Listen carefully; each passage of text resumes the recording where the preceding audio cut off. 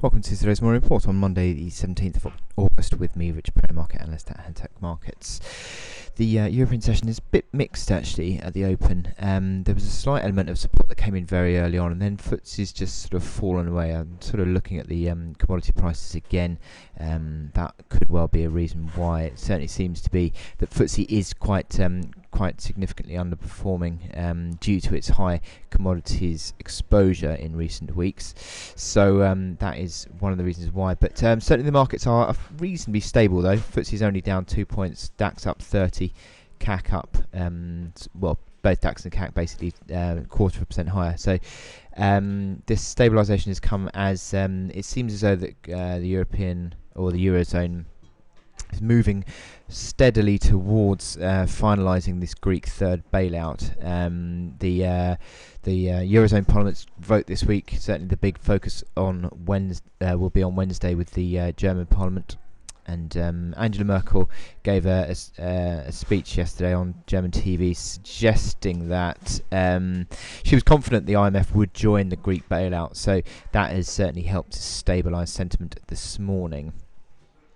There's also interestingly a move on cable that I'll talk about, but you had a pretty hawkish comments from the Bank of England members actually, members such as Carney, Kristen Forbes and Miles as well, and they were sort of alluding to the fact that the UK was getting ready for a rate hike, and financial institutions should be aware of that and the potential impact that could have.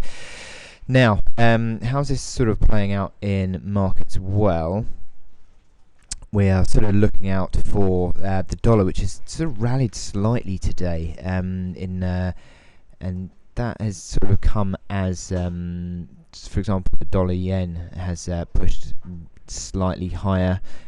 Also, you're seeing also slight moves on the Aussie dollar as well. But to be honest, it's all quite tight. Not a great deal of direction that we're seeing today in these forex markets, and what we are seeing, interestingly enough, is these treasury yields, which are lower again. Certainly could zoom in there and just very quickly just show you that big downtrend that's in place on the 10-year yield, for example, on treasuries over the past month. So treasuries are slightly lower, which would certainly have a continued. I still see that is dollar negative, and the markets are still sort of coming to terms with this Chinese devaluation that we saw last week, and I think there's still potential for that to play out in the markets this week. However, sort of in terms of early data releases this week, on Monday, there's not a great deal going on. We've just got the National Association of Home Buyers giving its housing market index at 3 o'clock this afternoon, which is expected to slightly increase to 61 from 60 last month. So decent improvement there, and that would suggest that the housing market continues to be a positive actually in the States, as the housing data has been recently. But as I said, there's not a great deal going on yet to sort of drive too much direction through these markets, but certainly there is an element of support that has come in. Now, my chart of the day is the euro yen. Now, we have seen euro yen, which in the last sort of 2 or 3 weeks has sort of improved, or certainly 2 weeks has improved and pushed above the 137 big resistance. That is the big old resistance that sort of held it back through the first sort of half of the year.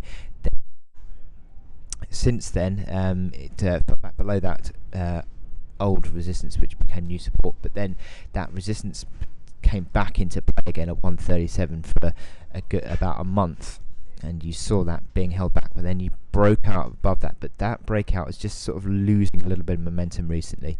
The momentum indicators are actually not too bad. I think it's just sort of just drifting off the top slightly, and there is on the hourly chart a small little double top that's forming, but hasn't yet really sort of gone back below. And I think you need a closing level below that maybe today to see that pattern play out. So that initial support that comes in around just above 138.